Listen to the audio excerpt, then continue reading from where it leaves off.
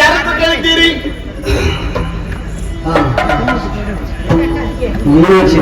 ಹಾಗೆಂದುಕೊಳ್ಳಬಹುದು.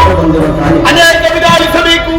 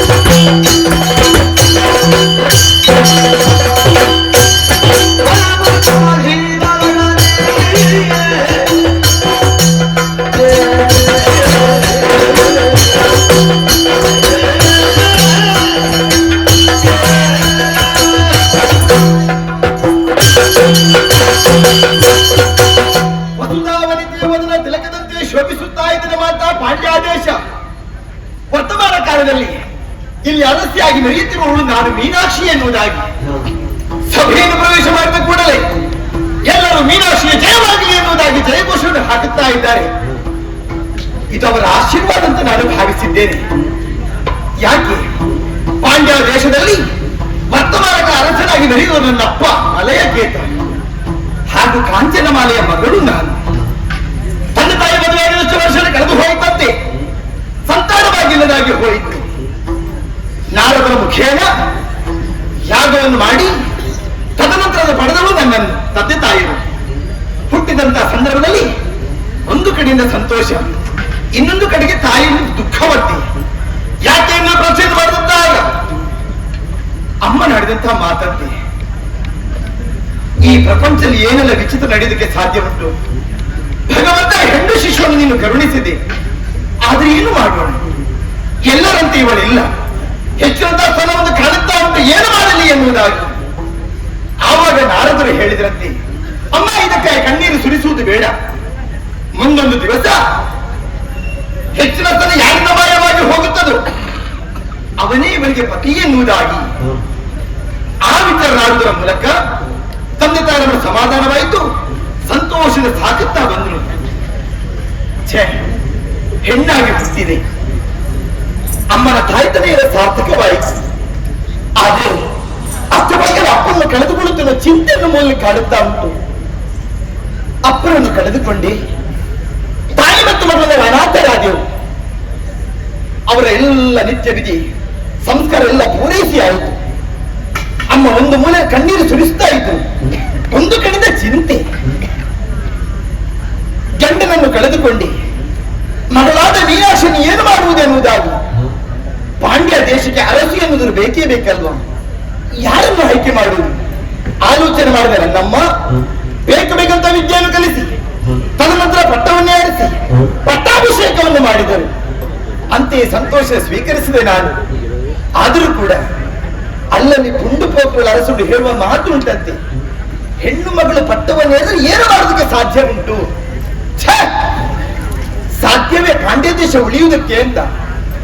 ಆವಾಗಲೇ ಅಮ್ಮನಿಂದ ಆಶೀರ್ವಾದವನ್ನು ಪಡೆದುಕೊಂಡೆ, ಮನಸಾರ ಭಗವಂತನನ್ನು ಧ್ಯಾನಿಸಿದೆ, ಮಂತ್ರಗಳನ್ನು ಸೇರಿಸಿಕೊಂಡೆ, ವಿಚಾರವನ್ನು ಹೇಳಿದೆ.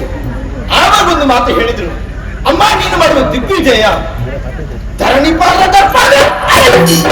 ಕಪ್ಪ ಸಂಖ್ಯೆಯನ್ನು ಮಾಡಿ ಬಂದಂತಾದ್ರೆ ನಿನ್ನದಂತಹ ಪಾಂಡ್ಯ ದೇಶ ಸಂಪತ್ತಿನ ತುಂಬಿದುಕೊಳ್ಳುವುದಕ್ಕೆ ಸಾಧ್ಯ ಉಂಟು.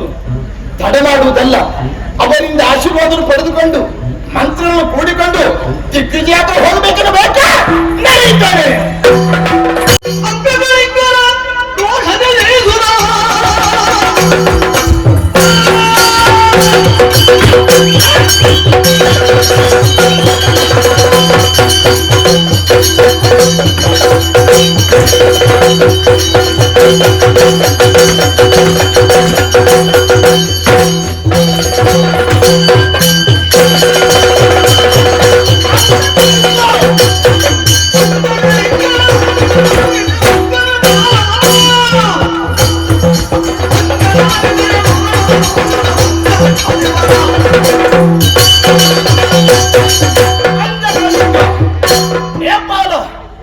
ಎಲ್ಲವನ್ನು ಸೇರಿಕೊಂಡು ದುರ್ಗಜಯಾತ್ರೆಯನ್ನು ಮಾಡಿ ಧರಣಿ ಪರ ತಪ್ಪನ್ನು ಕಪ್ಪ ಸಂಗ್ರಹಣೆ ಮಾಡಿದ್ದಾಯ್ತು.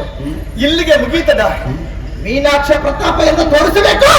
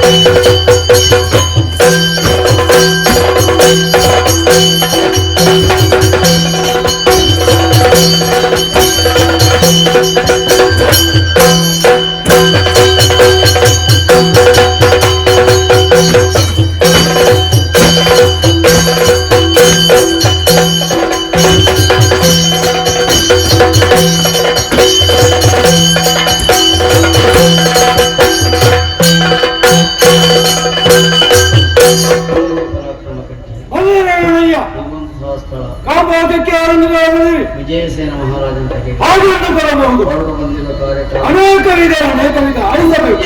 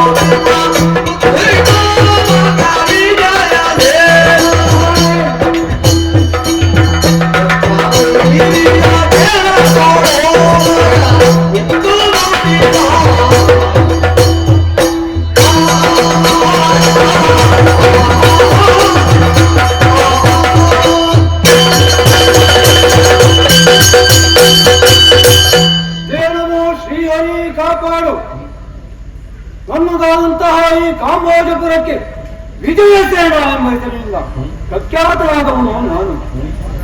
ಅಂಗ ವಂಗ ಕಳಿಂಗ ಕಾಂಬೋಜ ಎಂಬಂತ ತುಂಡರಸುಗಳ ರಾಜ್ಯ ಅದರಲ್ಲಿ ನನ್ನದು ಈ ಕಾಂಬೋಜ.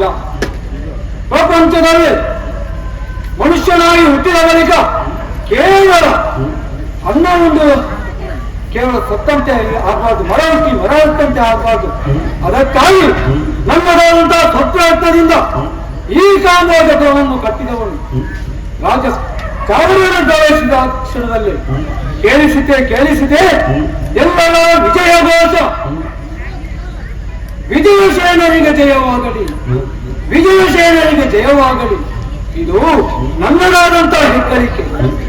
ಪ್ರಜೆಗಳನ್ನು ಸಣ್ಣ ಮಕ್ಕಳಂತೆ ನಮ್ಮ ಮನೆಯ ಮಗುವಿನಂತೆ ಸಾಕಿ ಬೇಕಾದ ಹಾಗೆ ದಾನ ಧರ್ಮಾದಿಗಳನ್ನು ಮಾಡಿಕೊಂಡು ಅನ್ನದಾನ, ವಸ್ತ್ರದಾನ, ಅಭಯದಾನಗಳಂತಹ ಕೆಲವೆಲ್ಲ ದಾನಗಳನ್ನು ಮಾಡಿಕೊಂಡು ರಾಜ್ಯವನ್ನು ಸುಭೀಕ್ಷವಾಗಿ ನಡೆಸಿಕೊಂಡು ಬಂದವನು ಈ ಹೊತ್ತು.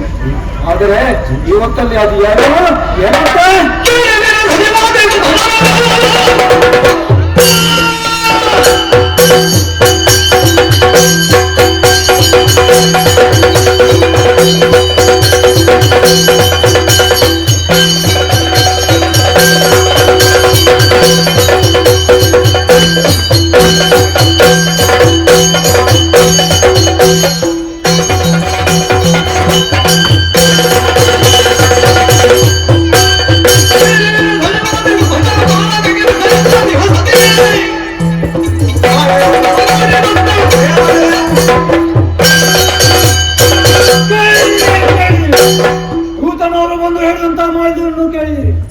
ನಮ್ಮದಾದಂತ ಬುಡಕ್ಕೆ ಹೆಣ್ಣುಗಳಂತೆ ಬಂದಿದ್ದಾಳೆ ದಿಗ್ವಿಜಯಕ್ಕೆ ಎಂಬುದಾಗಿ ಸುದ್ದಿಯನ್ನು ಕೇಳಿದೆ.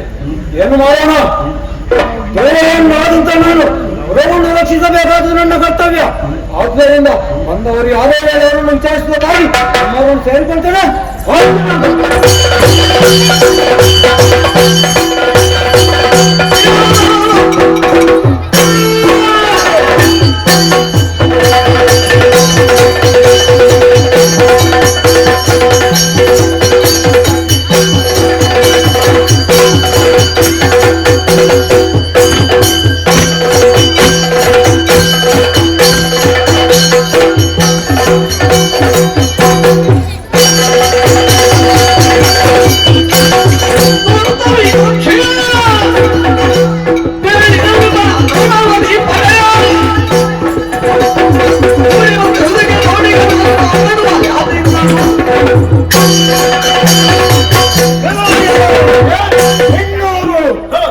ಗೃಹವನ್ನು ಪ್ರವೇಶಿಸಿ ಯುದ್ಧಕ್ಕೆ ಆಹ್ವಾನವನ್ನು ಗೊತ್ತೇ ಅಲ್ಲ. ಯಾರು ನೀನು? ಎಲ್ಲಿಂದ ಬಂದೆ?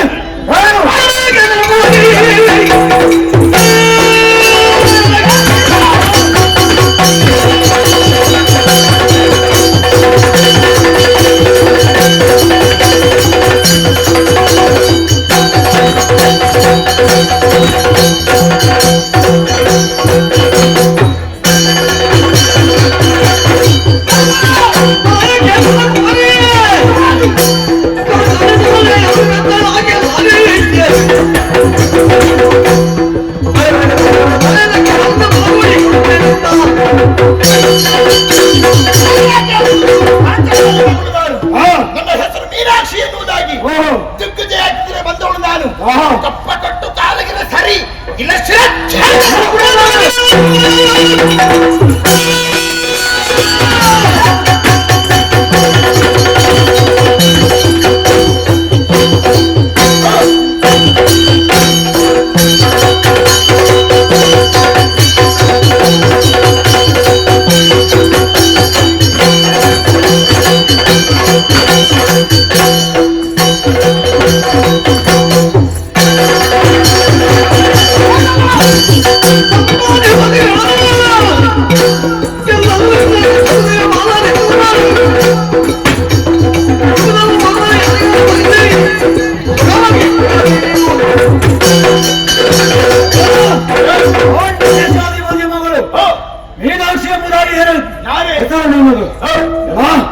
ಹುಡುಗಿಯರು ಮಾಡಬೇಕಾದಂತ ಕೆಲಸ ಏನು? ಅಡುಗೆ ಮನೆಯಲ್ಲಿ ಮಾಡಬೇಕಾದ್ರು, ಕಸ ಮೊದಲೇನು ತೊಳೆಯಬೇಕಾದ್ರು ಮಾತ್ರವಲ್ಲ. ಹೆಣ್ಣು ಮಕ್ಕಳ ವಿಷಯ ನಿಮಗೆ ಗೊತ್ತಿಲ್ಲ ಪುಣ್ಯಾತ್ಮನೆ. ಏನು? ನೀವು ಬದುಕಬೇಕಿದ್ರೆ ಒಮ್ಮೆ ಹೆಣ್ಣು ಬೇಕು, ಗೊತ್ತುಂಟಾ? ಬದುಕಬೇಕಿದ್ರೆ ಹೆಣ್ಣು ಬೇಕು, ಹೌದು. ಅವರ ಕೆಲಸ ಎಷ್ಟು ಅಷ್ಟೇ ಮಾಡಬೇಕು ಹೊರತು ಅದಕ್ಕಿಂತ ಮಿಗಿಲಾಗಿ ಮುಂದೆ ಹೋಗಬಹುದು. ಮಾಡುದು ಬೇಡದನ್ನು ಮಾಡಿದವಲ್ಲ, ಬೇಡದನ್ನು ಮಾಡ್ತಾ ಇದ್ದೀಯಾ ಅನ್ನೋದನ್ನು ನಿನಗೆ ನಿರೂಪಿಸುವುದಕ್ಕೆ ಬಂದವನು. ದಿಗ್ವಿಜಯ ಬೇಡ ನಿನಗೆ ಬೇಡ ಅಂತ ಹೇಳಿ ಅದು ನಮ್ಮಂತ ವೀರರಿಗೆ ಸೇರಿತು. ನಿನಗೇನು ಬೇಕು? ಮದುವೆ ಆಗು, 4 ಮಕ್ಕಳನ್ನು ಹೇಳಿ ಸುಖವಾಗಿ ಸಂಸಾರವನ್ನು ಮಾಡು. ಇಲ್ಲ ಅಂತ ಆದ್ರೆ ಒಳ್ಳೆದಾಗಿ ಸಾಮರ್ಥ್ಯ ಉಂಟಾ?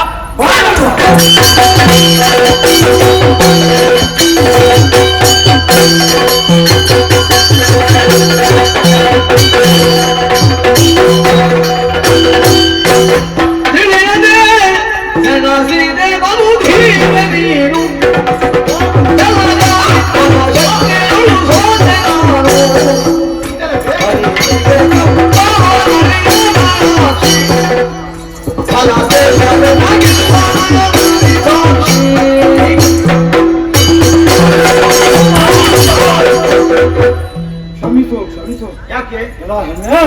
ನಿನ್ನಲ್ಲಿ ವೀರಾವೇಶನಾಗಿ ಹೋರಾಡುವುದಕ್ಕೆ ಬಂದಾದಂತಾದ್ರೆ ನನ್ನಲ್ಲಿರುವಂತಹ 5 ಕೆಳಗೆ ಬೀಳಿಸಿ ನನ್ನನ್ನು ಸೋಲಿಸಿದೆ. ಅಯ್ಯ, ಈಗ ಹೆಣ್ಣು ಮಕ್ಕಳು ಎಂತದ್ದು ಮಾಡಬೇಕು? ಮುಸ್ರ ತೊಳಿಬೇಕಾ? ಬಹಳ ಬೇಕಾಗಿರೋ ಕೆಲಸವನ್ನು ಹೇಳಿದೆ. ಈಗ ಮುಸ್ರ ತೊಳಿಬೇಕಂದ್ರೆ ನೀನು ಪುಣ್ಯಾತ್ಮ. ಮುಸ್ರ ತೊಳೆಯುವಂತ ನಿನ್ನ ಹೆಣ್ಣತ್ತಿದ್ರೆ ಆ ಕೆಲಸವನ್ನು ಮಾಡಿ ತೊಂದರೆ ಇಲ್ಲ. ತಪ್ಪೊಪ್ಪಿಕೊಂಡಿದ್ಯಾ? ತಪ್ಪಸವನ್ನು ನಾನು ಒಪ್ಪಿಸ್ತಾ ಇದ್ದೇನೆ. ಈ ಅರಮನೆಯ ರಾಜ್ಯಭಾರವನ್ನು ಹಣೆ ಮಾಡ್ತಾ ಸಾಲಗಾರಿಗೆ ದಪ್ಪವನ್ನು ಒದಗಿಸ್ತಾ ಇದ್ದೀನಿ. ಇಲ್ಲೇ ಇರುದು ಬೇಡ. ಮತ್ತೆ ಚೈತ್ರ ಯಾತ್ರೆಗೆ ಹೋಗುವಾಗ ನೀನು ನನ್ನ ಜೊತೆಯಲ್ಲಿ ಬೇಕು.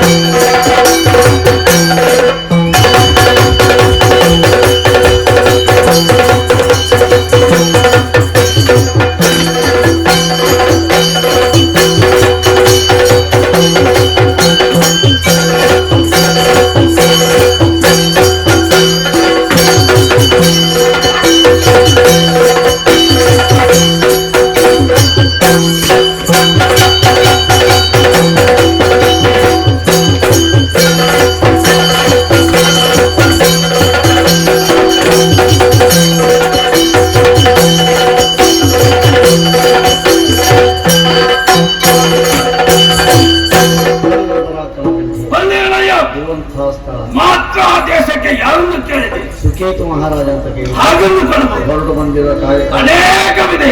ಮಣಿಖರಚಿತ ನಿಷ್ಠಾವಯದಿ ನಿಜ.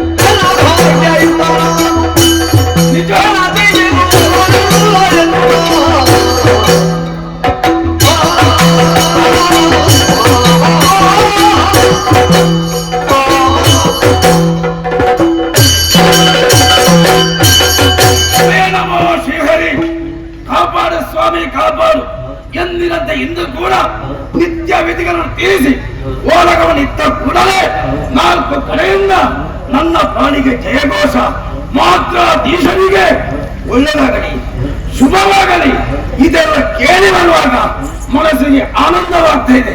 ಯಾಕೆಂದ್ರೆ ನಾವು ಮಾಡಿದಂತಹ ಘನ ಕೆಲಸಕ್ಕೆ ನಮ್ಮ ಸೇವಕರೆಲ್ಲರೂ ಮೆಚ್ಚಿ ನಮಗೆ ಪದವಿಯನ್ನು ಕೊಟ್ಟಿದ್ದಾರೆ. ಪದವಿ ಸಿಗುವುದೇನು ದೊಡ್ಡವಲ್ಲ, ಆ ಪದವಿಯನ್ನು ಉಳಿಸುವುದು ಅವಳ ಕರ್ತವ್ಯ ಆಗ್ತದೆ. ಆದ ಕಾರಣ ಪ್ರಜಾವರ್ಗದವರನ್ನು ಮಕ್ಕಳ ಮೊದಲು ನಾನು ನೋಡ್ತಾ ಇದ್ದೇನೆ. ನಮಗೆ ಯಾರ ಭಯ ಇಲ್ಲ, ಯಾರ ಭೀತಿ ನಮಗಿಲ್ಲ. ಯಾಕೆಂದ್ರೆ ಗುರುಗಳ ಆಶೀರ್ವಾದ ಮೊದಲೇ ಪಡ್ಕೊಂಡಿದ್ದೇನೆ. ಅಷ್ಟು ಮಾತ್ರವಲ್ಲ, ಗುರುಗಳ ನಿರೂಪಣೆಯಂತೆ ನಾನು ಕಾಲಕ್ಕೆ ಎಲ್ಲರಿಗೂ ಸುಖವನ್ನು ಬಯಸ್ತಾ ಇದ್ದೇನೆ. ಅಷ್ಟು ಮಾತ್ರವಲ್ಲ, 56 ದೇಶದಲ್ಲಿ ನಮ್ಮದು ಒಂದಾಗಿದೆ. ಮಾತ್ರಾಧೀಶನಿಗೆ ಒಳ್ಳೆಯದಾಗಲಿ ಎಂಬ ನಗಂತೆ ಬರ್ತಾ ಉಂಟು. ಇಲ್ಲಿವರೆಗೆ ಬಂದವರು ಯಾರು ಇಲ್ಲ, ಹಾಗಾದರೆ ಬಂದವರು ಯಾರಂತೆ?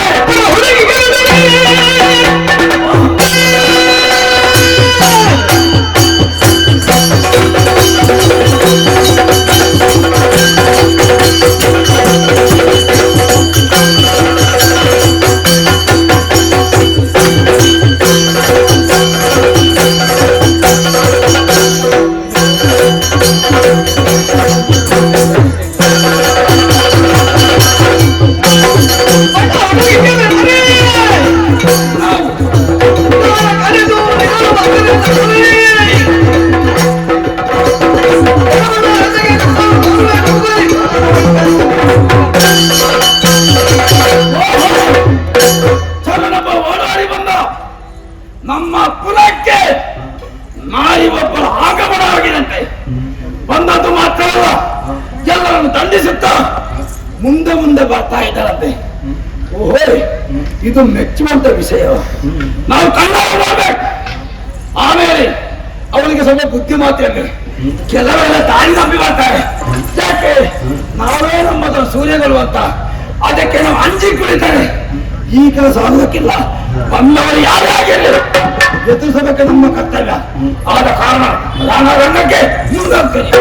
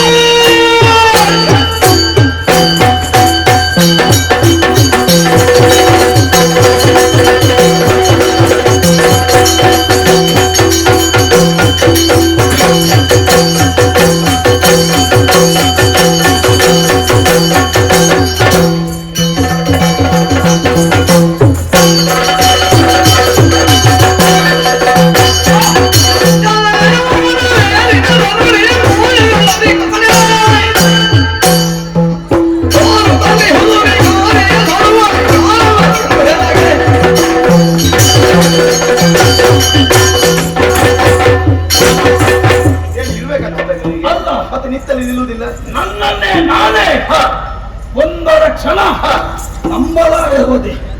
ಎಲ್ಲರಿಗೆ ಹೇಳಿಕೆ ಕೊಟ್ಟು ಕಳುಹಿಸಾಯ್ತು. ಯಾಕೆ? ಯಾರು ಮಕ್ಕಳಿದ್ದಾರೆ ನಿನ್ನದು ಇದ್ದಾರೆ. ಅದು ಎಷ್ಟೊತ್ತಿಗೆ ಏನಾಗ್ತದೆ ಹೇಳಲಿಕ್ಕೆ ಆಗುದಿಲ್ಲ. ಹಾಗೆಲ್ಲ ಮತ್ತೆ ರಂಗದಲ್ಲಿ ಈ ರೀತಿಯ ವಿಶ್ವರೂಪವನ್ನು ಏನು ದೇವರು ಬಂದ್ರೆ ನಿನ್ನ ಅಲ್ಲ, ನಿನ್ನ ರೂಪವನ್ನು ನೋಡಿದಾಗ ವಿಶ್ವವಲ್ಲೇ ನಗರವನ್ನು ಮೆಗವಂತ ದೊಡ್ಡ ಕಾಮುಕ ಇವ. ಹೆಣ್ಣು ಮಕ್ಕಳನ್ನು ಕಂಡಾಗ ಮೊದಲು ಹೊಗಳುದು, ಮತ್ತೆ ಬಲೆಗೆ ಸಿಕ್ಕಿದ್ರೆ ಒಳ್ಳೆಯದ ಆಲೋಚನೆ ಮಾಡೋದು ಬುದ್ಧಿನೇ. ದುರ್ಬುದ್ಧಿ ನನಗಿಲ್ಲ. ಮತ್ತೇನ ನಿನ್ನಲ್ಲಿ ಮಾತಾಡ್ಲಿಕ್ಕೆ ಅವಕಾಶ ಉಂಟು. ಏನು ರಣರಂಗಕ್ಕೆ ಬರ್ಬೇಕಾದ್ರೆ ಸ್ವಲ್ಪ ಧೈರ್ಯ ಬೇಕು. ಧೈರ್ಯ ಇದ್ದೇ ಬಂದವಳು ನಾನು. ಶಕ್ತಿ ಬೇಕು. ಶಕ್ತಿ ಇದ್ದೆ. ತೋಳಲ್ಲಿ ಭುಜ ಬೇಕು. ಚಟ್ಟಿ ಚಲನ ಬಿಗಿದು ನನ್ನೆದು ನಿಂತಿದ್ದಲ್ಲ, ನಾನು ಯಾರುತ್ತ ಲೆಕ್ಕಾಚಾರ. ಯಾರೋ ನೀನು? ಮಾತ್ರ ದೇಶ ಮಾತ್ರ ದೇಶದ ಅಲ್ಲಿ ಅಧಿಕಾರಿ ಯಾರು? ಸುಖೇತ ಮಹಾರಾಜ. ಏನು ನಿನ್ನನ್ನು ಯಾರೋ ಇಲ್ಲಿಗೆ ಬಿಟ್ಟದ್ದಾಗಿರ್ಬೇಕು. ಅಂದ್ರೆ ಬಿಟ್ಟ ಅಂತ ಹೇಳಿದ್ರೆ ಒಂದು ಪಕ್ಷಕ್ಕೆ ಎಲ್ಲಿಯೋ ದಾರಿ ತಪ್ಪಿ ಬಂದ. ನನ್ನ ಕತ್ತಿಕೊಂಡು ಬಂದವರು ಯಾರಿಲ್ಲ ಬಿಡುವುದಕ್ಕೆ ನನಗೆ. ಅಲ್ಲ ಮತ್ತೆ ಮತ್ತೊಂದು ದಾರಿ ತಪ್ಪಿ ಹೋಗ್ತಾರೆ. ದಾರಿ ತಪ್ಪುದು ಯಾಕೆ ಇವತ್ತು ದಾರಿ ತಪ್ಪು ಜನ ಇದೆ ನಮ್ಮಲ್ಲಿ. ಇಲ್ಲಿಯೇ ಹೋಗುವವರು. ಈ ದಾರಿಗೆ ಬಂದ ಮೇಲೆ ಇಲ್ಲಿ ಏನಾದ್ರು ಸ್ವಲ್ಪ ಸಿಗಬಹುದು ಅಂತ ಹೇಳಿ ಇಲ್ಲಿಗೆ ಬಂದದ್ದ. ನೀನು ಹೋದಲೆಲ್ಲ ಬೇಡುವುದೇ ಬುದ್ಧಿ ಅಂತದ್ದನ್ನು ಮತ್ತೆ ಯಾರಿಗೆ ಯಾಕೆ ಹೇಳ್ತಾನ? ನಾನು ಎಷ್ಟು ಮಾಜಿ ಕೊಡ್ತಾನ ಯಾವ್ದು ಇದೆಲ್ಲ ನನ್ನ ಪ್ರಜಾವಾಗ್ಯದ. ಅದಿನ ಮಾಡಿಟ್ಟದ್ದು ನೀನು ಬಂದದ್ದು ನೀನು ನಿನ್ನಲ್ಲಿ ಎಷ್ಟು ಉಂಟು ನೋಡ್ಬೇಕಿದ್ರೆ ಬಂದದ್ದು ನಾನು. ಹೌದಾ? ಹೌದು. ಸಾಧ್ಯ ಉಂಟಾ ನಿನಗೆ?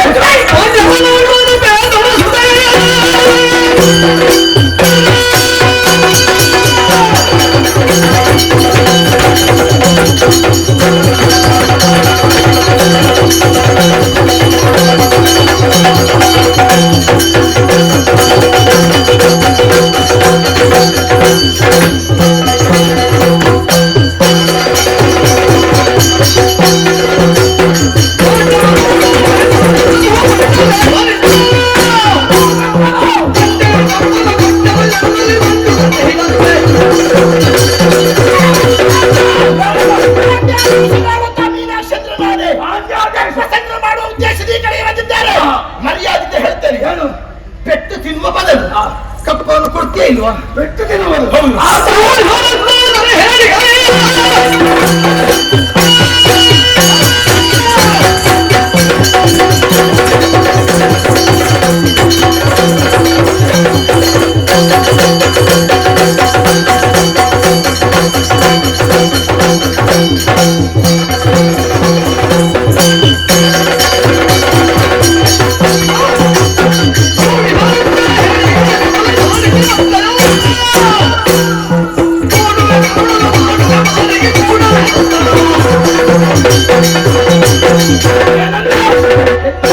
ಪೆಟ್ಟು ತಿಂದಿದ್ಯಾ? ಆ ಜಾಯಮಾನ ನನಗೆಲ್ಲ ಎಲ್ಲರೂ ಕೊಡುವುದು ಒಂದು. ಹೆಣ್ಣು ಕೊಟ್ಟರೆ ಎರಡು ಪೆಟ್ಟು ನೆನಪಿಟ್ಟುಕ. ಯಾವುದೆಲ್ಲ? ಒಂದು ಕೈಯ ಪೆಟ್ಟು ಮತ್ತೊಂದು ಬಳೆಯ ಪೆಟ್ಟು. ಹೌದಾ? ನಿನಗೆ ಅನುಭವ ಇಲ್ಲಲ್ಲ? ಅನುಮಾನ ಮಾಡಿಲ್ಲ. ಹೌದೇನು? ನಿನ್ನ ನೋಡುವಾಗ ಒಂದು ಕಡೆಯಿಂದ ಮಮಕಾರ. ಯಾಕೆ? ಒಂದು ಪಕ್ಷಕ್ಕೆ ನನ್ನ ಒಂದು ಪೆಟ್ಟಿನಿಂದ ನೀನು ಸತ್ಯ ಹೋದ್ರಂಟಲ್ಲ. ನೀನು ಬದುಕು ಬುದ್ಧಿ ತುಂಬಾ ಕಲ್ತುಕೊಂಡಿದ್ದಿ. ಅಡಿಕೆ ಬಿದ್ದರೂ ಮೂಗು ಮೇಲೆ ಅಂತ ಕೇವಲ ಹೇಳಿ ನನ್ನ ಕೈಯಿಂದ ನೀನು ಸತ್ತ ಬಿದ್ರಂಟಲ್ಲ, ನನಗೆ ನಾಳೆ ಅಪವಾದ ಬರ್ತದೆ. ಸತ್ತರೆ ಒಂದು ವೇಳೆ ನೀನೆ ನನ್ನ ಕೈಯಿಂದ ಸತ್ತರೆ ಅಪವಾದ. ನಾವೆಲ್ಲ ಸಾಯಲಿಕ್ಕೆ ಉಂಟ. ಹೀಗೆ ನಾವು ರಾಜಾಧಿರಾಜ ಅಮೃತವನ್ನು ಕುಡಿದವರು ನೀವು.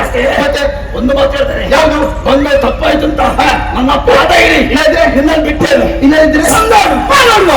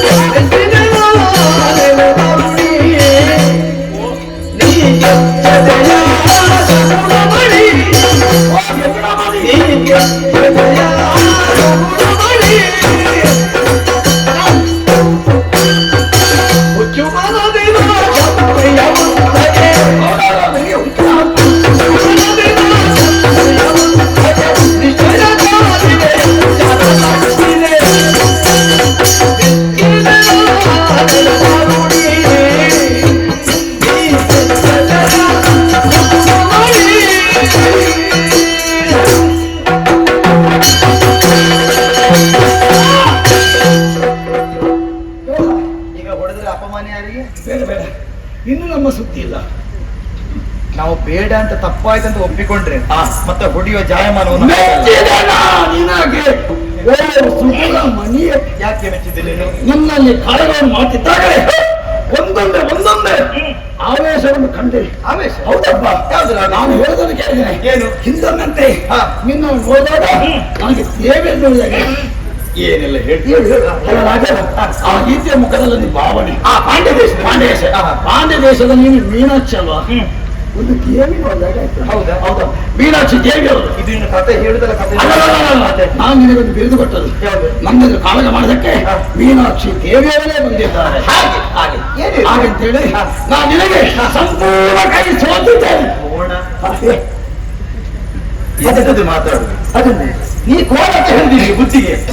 ನನ್ನ ಬುದ್ಧಿಗೆ ನನ್ನ ಕೋಣವನ್ನು ನೀನೇ ಎನಿಸಿಕೊಂಡೆ. ನನಗೆ ಬೇರೆ ಹೇಳಿ. ಹಾಗಾಗಿ ಇನ್ನು ಮುಂದೆ ಇನ್ನಿಂದಲ್ಲಿ ಕಾವಾಗಿಲ್ಲ. ನಿನಗೆ ನಾನು ಶರಣ ಶರಣ ಬಂದರೆ ಆಗುದಿದೆ. ಕಪ್ಪ ಕೊಡಬೇಕು. ಕಪ್ಪಡಂಗೆ ಹೋದ. ನೀನು ಹೇಳಿದೆ ತುಂಬಿದ ಸಂಪತ್ತು ನಮ್ಮಲ್ಲಿ ಉಂಟು ಅಂತ ಹೇಳಿದೆಲ್ಲ. ಒಮ್ಮೆ ಆ ಕಡೆ ದೃಷ್ಟಿ ಹಾಕು. ಅಲ್ಲಿ ಎಷ್ಟು ನನಗೆ ಗೊತ್ತಿಲ್ಲ, ಇನ್ನೂ ಎಷ್ಟು ಇನ್ನೂ ಎಷ್ಟು ನನಗೆ ಗೊತ್ತಿಲ್ಲ. ನಂದೆ ಅದನ್ನೆಲ್ಲ ಕೇಳುವುದಿಲ್ಲ. ನನಗೆ ಸೇರಬೇಕದು ಭಂಡಾರಕ್ಕೆ ಸಲ್ಲಬೇಕು. ನಿನ್ನ ಬಂಡಾರಕ್ಕಲ್ಲ. ಹೌದು. ನಿನಗೆ ಎಷ್ಟು ಬೇಕು ನಿನ್ನಲ್ಲಿ ಬಂಡಿ ಉಂಟು. ಬಂಡಿ ಉಂಟು, ಅದು ನಾನು ಬೇಕಾದ್ರೆ ವ್ಯವಸ್ಥೆ ಮಾಡಿ. ಬಂಡಿ ವ್ಯವಸ್ಥೆ ನಾನು ಮಾಡ್ತೇನೆ. ಸುರಗ ವ್ಯವಸ್ಥೆ ನನ್ನುಂಟು. ಸುರಗ ಬಂಡಿಯಿಂದ ನಿಮ್ಮ ಪುರಕ್ಕೆ ಎಷ್ಟು ಕಪ್ಪಗಾಣಿಗೆ ಬೇಕು ಅಷ್ಟ ನಿನಗೆ ಬೇಕಾದಷ್ಟು ನಿಂತ್ಕೊಂಡ್ಬೇಕು. ಮತ್ತೆ ನಾನು ಏನು ಕೊಡ್ಲಿಲ್ಲ ಮಾಡು. ಕೊಂಡು ಹೋಗುದಲ್ಲ, ನೀನು ಬಂದು ಹಾಕಬೇಕು. ಅಲ್ಲಿಗೆ ನಾನು ಕಳಿಸ್ಬೇಕಲ್ಲ. ಮತ್ತೆ ಮತ್ತೆ ಹೋಗ ಉಂಟಲ್ಲ, ಸ್ವಲ್ಪ ಕಚ್ಚಿ ಕೂಡ ನಾನು ಕೊಡ್ತೇನೆ. ಖರ್ಚಿಗೆ ನೀನು ಕೊಡುದು ಬೇಡ. ಬೇಕಾದ ವ್ಯವಸ್ಥೆ ನಾನು ನಿನಗೆ ಮಾಡಿಸ್ತೇನೆ. ಅದೇ ನೀನು ಚಿಂತೆ ಮಾಡುದು ಬೇಡ. ನೀನು ಇಲ್ಲಿಂದ ಹೋಗುದಿಲ್ಲ, ನನ್ನ ಹಿಂದೆ ಬರಬೇಕು. ಅದಕ್ಕೆ ನನ್ನದು ಇನ್ನೂ ಪರಾಕ್ರಮ ತೋರಿಸ್ಬೇಕು. ನನಗೆ ಹಿಂದಿನಿಂದ ಬಂದ ಅಭ್ಯಾಸ ಒಂದಿಲ್ಲ ಹೋಗಿ ಅಭ್ಯಾಸ. ನನಗೆ ಅದೇ ಅಭ್ಯಾಸ. ನೀನು ಕೊಡ್ಬೇಕು ಒಂದು ಇನ್ನೊಂದು. ಮತ್ತೆ ಇನ್ನು ಬೇಡ. ಸಂಗತಿಯ ಮೊದಲು ಹಾಳಾಗಿ ಹೋಗಿದ್ದೆ. ನಾಳೆ ಏನು ವ್ಯವಸ್ಥೆ ಉಂಟು ಆಲೋಚನೆ ಮಾಡಿದ್ರೆ ಬದಲ್ಲ ಹೋಗುದು ನೀನು ನನ್ನ ಊರಿಗೆ. ಹೌದಾ? ಏನು ಹೇಳಿ ತಪ್ಪು ಒಪ್ಪಿಕೊಂಡಿದ್ದೆಲ್ಲ ಹೋಗಿದ್ದೇನೆ. ಹೋಗು.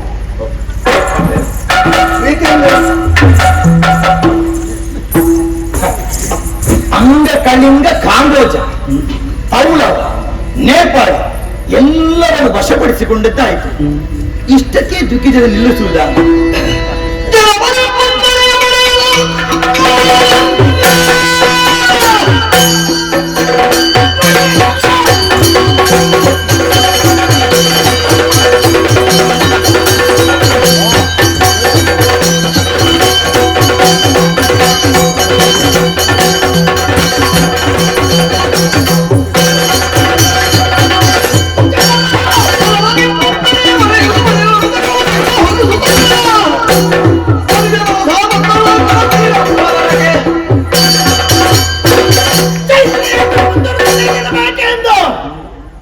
ನೇರವಾಗಿ ಯೋಚನೆ ಮಾಡಿದಾಗ ಕಾಣುತ್ತಾ ಉಂಟು ಕಾಶ್ಮೀರ ದೇಶ ಸೇನಾಪಡೆ ವಿಸ್ತರಿಸಿದ್ದಾರೆ.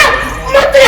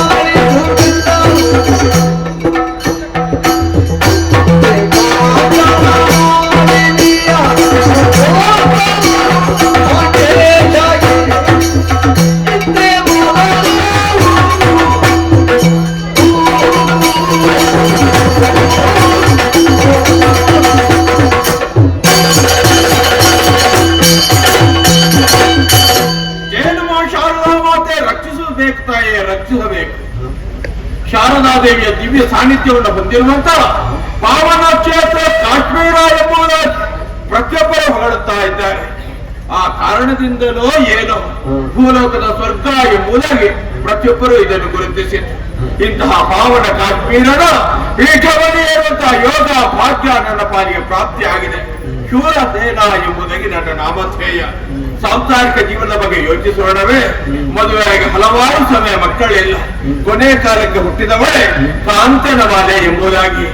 ಮದುವೆಯ ವಯಸ್ಸಿಗೆ ಬಂದಾಗ ಪಾಂಡ್ಯ ದೇಶದ ರಾಜನಿಗೆ ಮದುವೆ ಮಾಡಿಕೊಟ್ಟದ್ದು. ಕಾಲವೆಷ್ಟೋ ಕಳೆದು ಹೋಯಿತು. ಆರಂಭದಲ್ಲಿ ಅಲ್ಲಿಗೆ ಹೋಗುವುದು, ಎಲ್ಲಿಗೆ ಬರುವುದು, ಇದೆಲ್ಲ ನಡೆಯುತ್ತಾ ಇತ್ತು. ಹಾಗಂತಲೇ ಪ್ರಾಯ ನಾವು ಯೋಚಿಸಿದ ಹಾಗೆ ನಿಲ್ಲುವುದಿಲ್ಲ. ಗತಿಸುತ್ತಾ ಇರುತ್ತದೆ. ವಯೋವೃದ್ಧನಾಗಿದ್ದೇನೆ. ಸದ್ಯಕ್ಕೆ ನನ್ನ ಮಗನು ಹಾಗೂ ಅಳಿಯನ ವಿಚಾರ ಏನು ಎಂಬುದನ್ನು ತಿಳಿಯುವ ಕುತೂಹಲ ಇದೆ. ಹಾಗಾದರೆ ಒಂದು ವರ್ತಮಾನ ಕೇಳಿತಲ್ಲ.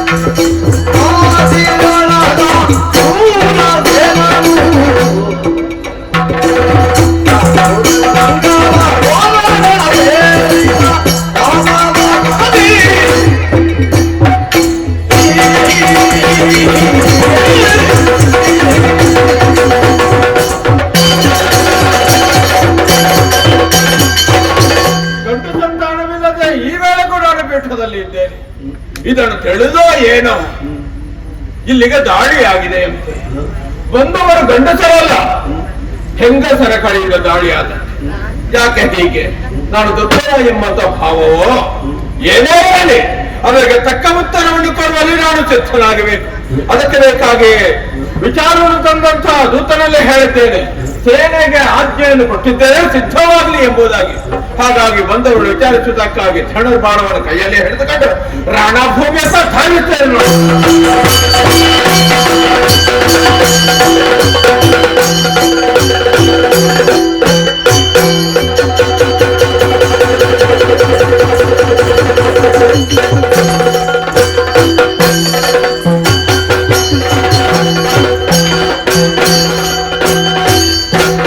ಎಲೆಗೆ ಹೆಣ್ಣು ಹೆಂಗುದಾಗಿ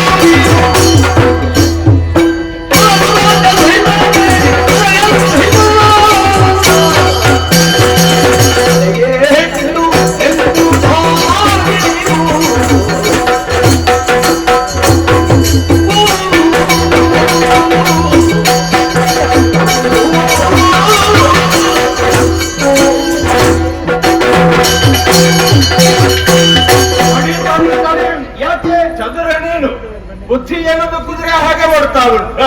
ಆದ್ದರಿಂದಲೇ ಹೆಣ್ಣು ಎಂಬುದನ್ನು ಮರೆತು ಗಂಡಸರಂತೆ ಪೌರುಷ ತೋರಿಸುವುದಕ್ಕೆ ಸಿದ್ಧಳಾದದ್ದು.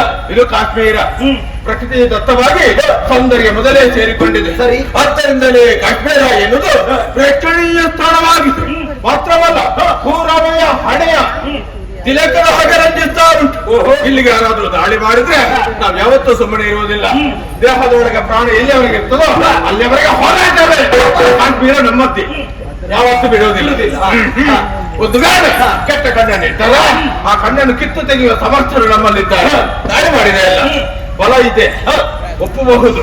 ಬಲವನ್ನು ಸೇರಿಸಿಕೊಂಡಿದ್ದು ಸೇನೆ ನಿನ್ನಲ್ಲಿ ಉಂಟು, ನಿಜ. ಎಲ್ಲವನ್ನು ಸೇರಿಸಿಕೊಂಡು ಒಬ್ಬ ವಯೋವೃದ್ಧ ಎಂಬ ಭಾವವನ್ನು ಇರಿಸಿಕೊಂಡು ಇಲ್ಲಿಗೆ ಬಂದರೆ ಉಳಿದವರ ಹಾಗಲ್ಲ, ಹಿಂದೆ ಹೋಗುವುದಕ್ಕೆ ಎನ್ನ ರಾಜ್ಯ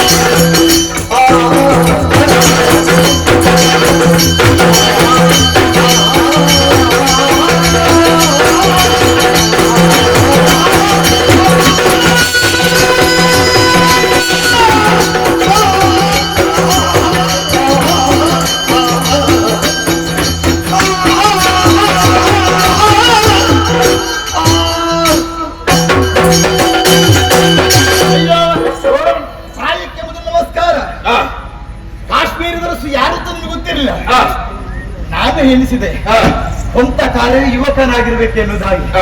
ಪಾಪ ನಿಮಗಿನ್ನೂ ಚಟ ಬಿಡ್ಲಿಲ್ವಲ್ಲ? ಯಾವುದು ಈ ಪ್ರಾಯದಲ್ಲ ಬೇಕಾ ನಿಮಗೆ ರಾಜಕೀಯ? ಯಾಕೆ? ಅನುಭವದಲ್ಲಿ ನಡೆಯುವುದು. ಅನುಭವದಲ್ಲಿ ನಡೆಯುವುದು ಮತ್ತೊಬ್ಬರಿಗೆ ಅದೇ ಅನುಭವ ಹಂಚಿಕೊಂಡ್ರೆ ತಪ್ಪಾಗ್ತದ? ಆಗೋದಿಲ್ಲ. ಅದನ್ನು ನೀವು ಯಾಕೆ ಮಾಡುವುದಿಲ್ಲ? ಯಾರು ಇಲ್ಲ ಇಲ್ಲಿ? ನಿಮ್ಮಲ್ಲಿ ಸಮರ್ಥರು ಯಾರಿಲ್ಲ. ಬಹಳ ಒಳ್ಳೆಯದೇ. ಪ್ರಾಯ ಸಮರ್ಥರು ನೀವೇ ಅಂತ ಎಣಿಸಿಕೊಂಡು ಯುದ್ಧಕ್ಕೆ ಮುಂದಡಿಯಿಟ್ಟರೆ ನಾನು ಹೇಳ್ತೇನೆ, ಎನ್ನ ಕುಲ ರಾಜ್ಯ ಹೆಸರು ಬೇಕಾ ನಿಮಗೆ? ಯಾಕೆ? ಮೊದಲು ಯುದ್ಧವನ್ನು ಮಾಡಿ ತದನಂತರ ನೀವು ಗೆದ್ರೆ ಮತ್ತೆ ಬೇಕಿದ್ರೆ ಹೇಳ್ತೇನೆ, ಅಥವಾ ನಾನು ಗೆದ್ರೆ ನನ್ನ ಪರಿಚಯ ನಿಮಗೆ ಆಗುವುದಕ್ಕೆ ಸಾಧ್ಯ ಉಂಟು. ಮೊದಲಾಗಿ ಹೇಳುವುದೇನು ಗೊತ್ತು? ಕೇಳು. ಕಪ್ಪ ಕೊಡ್ತೀರೇ ಇಲ್ವಾ?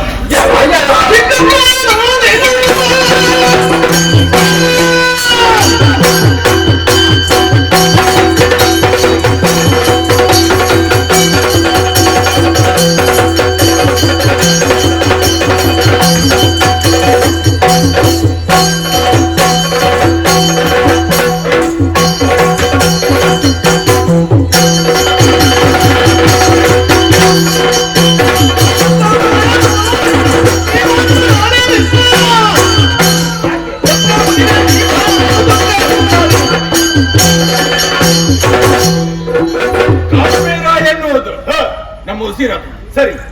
ಇಲ್ಲೇ ವಯಸ್ಸಿಗೆ ಗೌರವ ಇದೆ, ಅದಕ್ಕೆ ನಮಸ್ಕಾರ ಕೊಟ್ಟದ್ದು. ಅಷ್ಟೇ ಅಲ್ಲ, ವಯಸ್ಸಾದವರು ಬೇಕಾಗಬಾರ್ದು ಎಂಬುದಾಗಿ ಯಾರು ಹೇಳೋದಿಲ್ಲ. ಇಲ್ಲ, ಸಾಮರ್ಥ್ಯ ಇದ್ರೆ ಮಾಡಬಹುದು ಅಲ್ವಾ?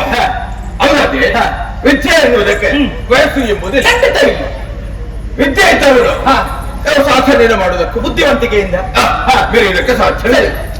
ಇವರಿಗೆ ನನಗೆ ಪ್ರಾಯವಾಗಿದೆ, ದೇಹಕ್ಕೆ ಮಾತ್ರ, ಮನಸ್ಸಿಗೆಲ್ಲ ಗೊತ್ತಾಯ್ತು, ವಿದ್ಯೆಗೆ ಈಗ ನಾನು ಸಮರ್ಥ ಎಂಬುದಾಗಿ ನನ್ನ ಮನಸ್ಸು ಹೇಳುತ್ತಾ ಉಂಟು.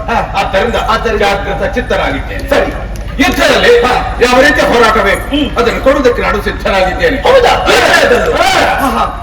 ಅದೇ ಅನುಭವ, ಅದೇ ವಿದ್ಯೆ ಅಂತ ಹೇಳಿ ಅಷ್ಟೇ ಅಲ್ಲದೆ ಕಪ್ಪ ಕಾಣಿಕೆಯನ್ನು ಒಪ್ಪಿಸಬೇಕು. ಆಗುದಿಲ್ಲ. ಸೊಕ್ಕಿನಿಂದ ಮಾತಾಡಿದ್ರೆ ಚಿಕ್ಕ ಪ್ರಾಯದ ಚತುರೆ, ಚಿಕ್ಕ ಪ್ರಾಯದ ಚತುರೆ ಅದು ಮೊದಲು ಆಗ್ಬೇಕಿತ್ತು. ಈಗ ಬಂದಿದ್ಯಲ್ಲ, ನೀನು ಸಣ್ಣವನು ಎಂಬ ಕಾರಣಕ್ಕೆ ಬೇಕಾಗಿ ಇಷ್ಟು ಹೊತ್ತು ನಾನು ಮಾತಾಡಿದ್ದು. ಸರಿ, ಇಲ್ಲದಿದ್ದರೆ ಒಂದು ಬಾಣಕ್ಕೆ ಒಂದು ಪ್ರಾಣ ಹೋದ್ರೆ ಮಾತಾಡಬೇಡಿ. ಇಂಥದ್ದು ಅಲ್ಲ, ಬಾಣಕ್ಕೆ ಒಂದು ಪ್ರಾಣ ಹೋಗುದು. ಹೋದರೆ ಸ್ತ್ರೀ ಹತ್ಯೆ, ಅದರಲ್ಲೂ ಶಿಶು ಹತ್ಯೆ ಇತ್ಯಾದಿ ಇತ್ಯಾದಿ ಇತ್ಯಾದಿ ನನಗೆ ಬರ್ಲಿಕ್ಕೆ ಉಂಟು. ಅದಕ್ಕೆ ಬೇಕು. ಕಾಶ್ಮೀರದವರು ಇದನ್ನು ಗೊತ್ತುಂಟಲ್ಲ, ತುಂಬಾ ಗೊತ್ತುಂಟು. ಬೇಕು ಬೇಕಂತ ಹೇಳಿ ಇದನ್ನೇ ಮಾಡಿದ್ದ. ಹಾಗಾಗಿ ಯುದ್ಧದ ಆಸೆಯನ್ನು ಬಿಟ್ಟು ನೇರವಾಗಿ ನಿನ್ನ ಪುರವನ್ನು ಸೇರು. ಇಲ್ಲಿಗೆ ನಾವು ಬರುವುದಿಲ್ಲ. ಹೌದಾ? ಇಲ್ಲಿಗೆ ಬಂದರೆ ಜಾಗ್ರತೆ.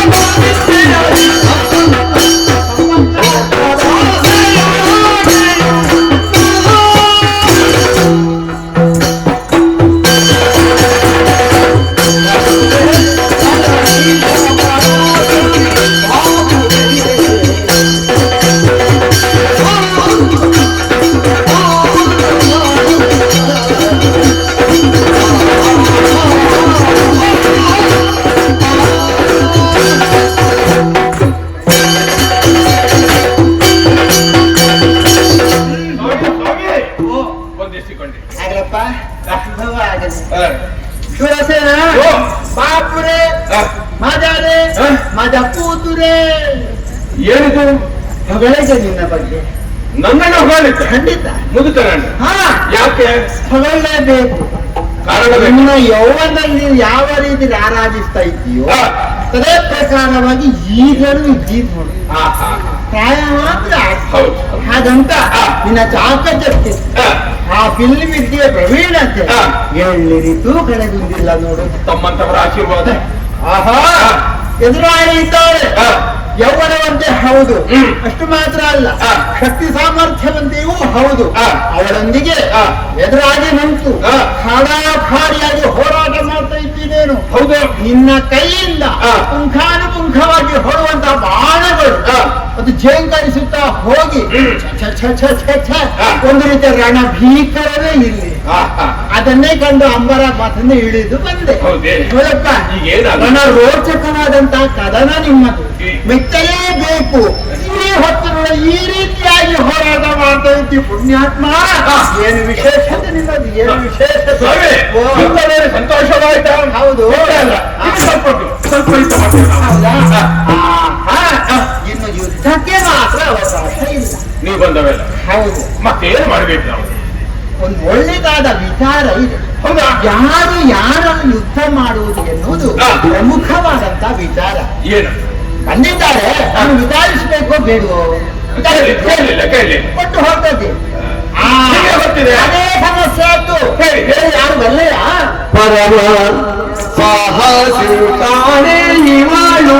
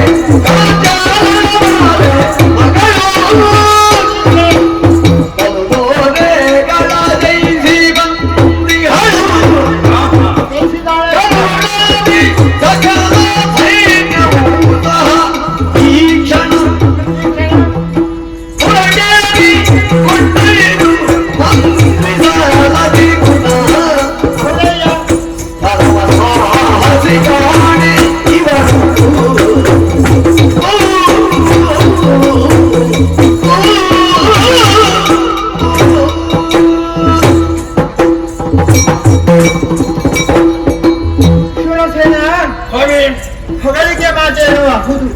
ಹಾಗಂತ ಕೆಲವೊಂದು ಸಾರಿ ಯಾರು ಯಾರಲ್ಲಿ ಹೋರಾಟ ಮಾಡುವುದು ಅನ್ನುವ ಕುರಿತಾಗಿ ಯೋಚನೆ ಮಾಡಬೇಕಾಗ್ತದೆ. ಶತ್ರುವಿನಲ್ಲಿ ಶತ್ರು ಹೌದು. ಹಾಗಂತ ಶತ್ರುವಿನ ಹಿನ್ನೆಲೆ ಏನು, ಮುನ್ನೆಲೆ ಏನು, ಆ ಬಗ್ಗೆ ಆಲೋಚನೆ ಮಾಡಬೇಕೋ ಬೇಡವೋ? ಬೇಕಿತ್ತ? ಒಬ್ಬ ರಾಜನಾದವ ಬಂದಂತಹ ವ್ಯಕ್ತಿಗಳ ಬಗ್ಗೆ ಕೂಲಂಕಷವಾಗಿ ಪರಿಶೀಲಿಸಬೇಕು.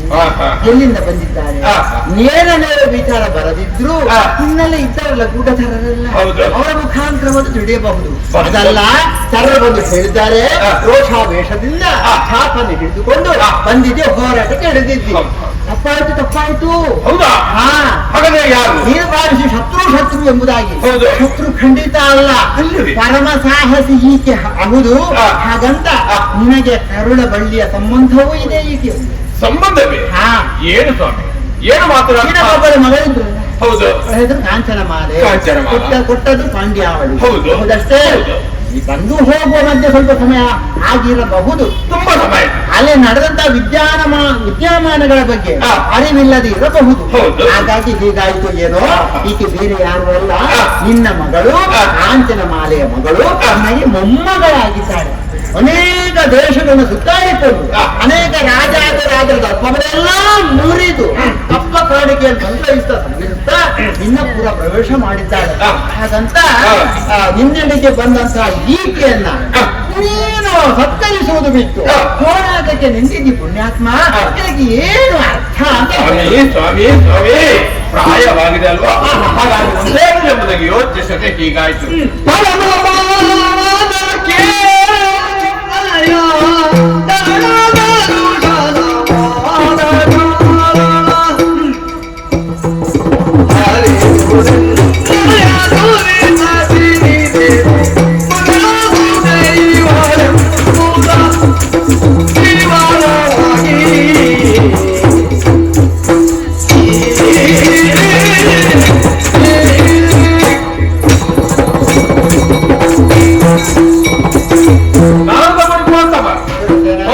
ಕಲ್ಯಾಣವಾಗ್ತದೆ ಎಂಬುದನ್ನು ನಾನು ಕೂಡ ತಿಳಿದುಕೊಂಡಿದ್ದೇನೆ. ಆದ್ರೆ ಇಲ್ಲಿ ಇಷ್ಟು ಬೇಗ ಹೀಗಾಗ್ತದೆ, ನಿಮ್ಮಿಂದ ಒಳ್ಳೆದಾಗ್ತದೆ ಎಂಬುದಾಗಿ ಯೋಚಿಸಿದ್ದೇ ಇಲ್ಲ. ಒಳ್ಳೆ ವಿಷಯವನ್ನು ಕಾಣಿದ್ದೀವಿ, ತುಂಬಾ ಸಂತೋಷವಾಯ್ತು. ಆದರೆ ನನಗೆ ಗೊತ್ತಿರುವಂತ ಸತ್ಯ ಆಕೆ ಗೊತ್ತುಂಟ? ಅದು ಗೊತ್ತಿಲ್ಲ. ನಾನು ಹೇಳಿದ್ರೆ ಒಪ್ಪುವುದಕ್ಕೆ ಸಾಧ್ಯವೇ? ಪುರುಷ ಏನೋ ಮಾತಾಡ್ತಾನೆ. ಮೊದಲೇ 60 ಕಳೆದಿದೆ, ಏನೋ ಪ್ರಾರಂಭ ಆಗಿ ಅಂತ ಅದಲ್ಲ. ಹಾಗಂತ ಹೇಳ್ಬೇಕಾದವರೇ ಹೇಳ್ಬೇಕಾಗ್ತದೆ. ಅದರಲ್ಲಿಯೂ ಅಲ್ವಾ ಬಂದದಕ್ಕೆ ಸ್ವಲ್ಪ ಸೈರಿಸಿದ್ದಾಳೆ. ಹಾಗಂತ ನೀನು ಯೋಚಿಸಬೇಡ. ಈಗ ಅವಳ ಹತ್ರಕ್ಕೆ ನಿನಗೆ ಹೋಗ್ಲಿಕ್ಕೆ ಆಗುದಿಲ್ಲ. ನಾನಿದ್ದೇನಲ್ಲ, ನಾನೇ ಸಮಜಾಯಿಷಿ ಕೊಡ್ತೇನೆ.